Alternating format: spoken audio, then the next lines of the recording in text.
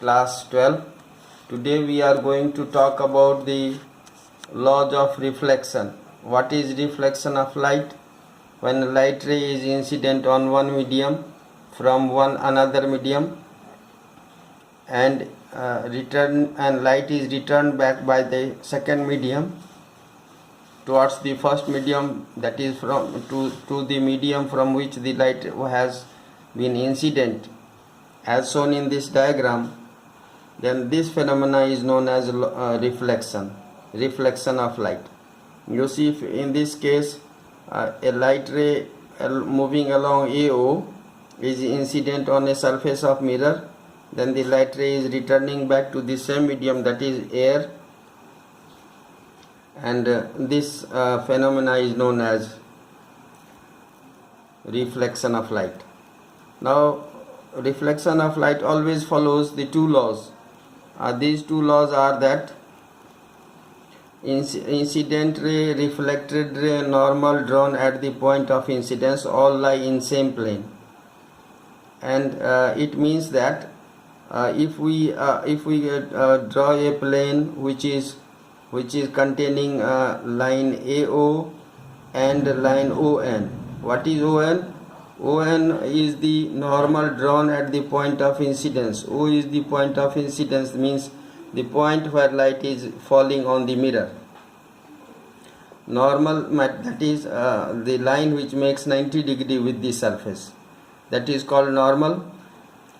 So if we have a plane containing AO and ON, then reflected ray will essentially remain in the same plane. That is what the first law says. That means line AO and line ON and line OB all will lie in the same plane. Next law is angle of incidence, that is the angle made by incident ray with the normal, which is I here, must be always equal to angle made by reflected ray with the normal, that means R. So I is always equal to R. This is the second law of reflection. Now what do we mean by deviation? Deviation means the angle by which the path of light is rotated or bent. In this case, you see the original direction of light was along AO and is shown by the extended dotted line here on the bottom surface, lower surface, and the reflected ray is moving now towards OB. So the angle between OB and the extended part of AO is called angle of deviation. Now we can have three situations. One is when light ray is reflected back. Then we have already discussed here what is the angle of deviation, shown by delta angle. Now we can have another situation that light is being refracted, means when light is moving from one medium to another, it changes its path, and in that case, if it is entering a denser medium, or say glass, from air, then what happens? The light ray which was moving in a particular direction now bends towards the normal, and the normal is shown by the dotted line. So in this case the angle of deviation is equal to such that R plus delta becomes equal to I, that is I is the angle of incidence.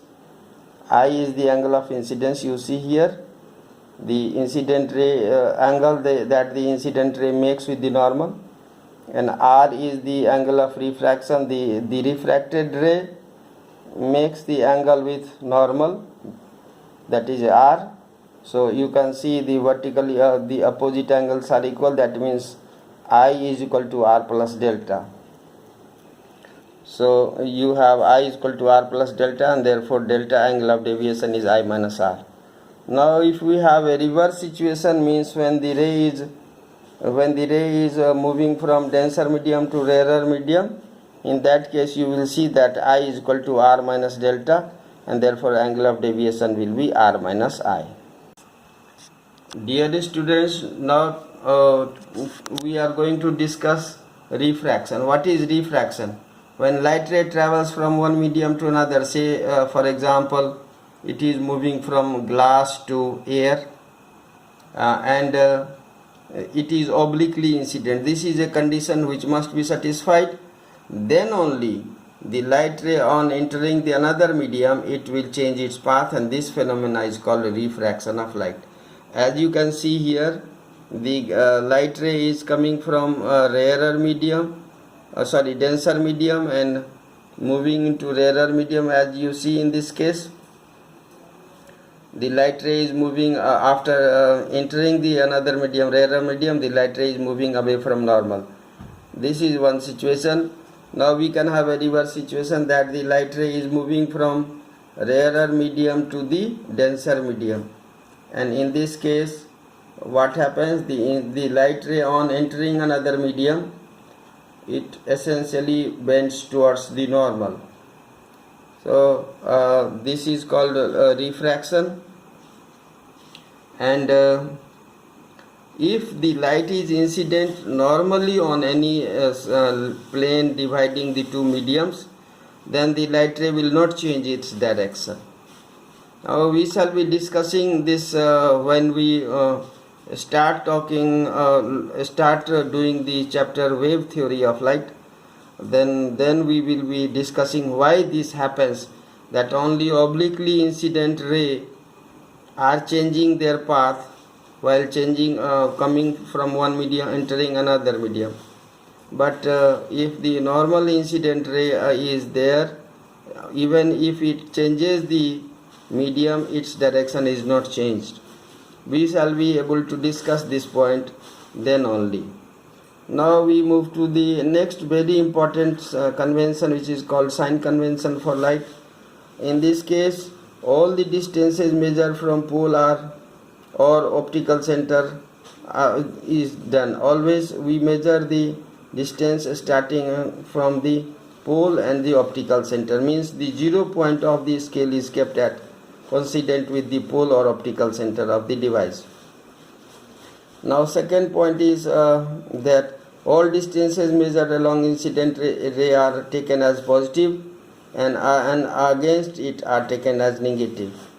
Thirdly, all the heights measured above the principal axis are taken as positive, and all the heights measured below the principal axis are taken negative. So that is all for today. Thank you and have a nice day.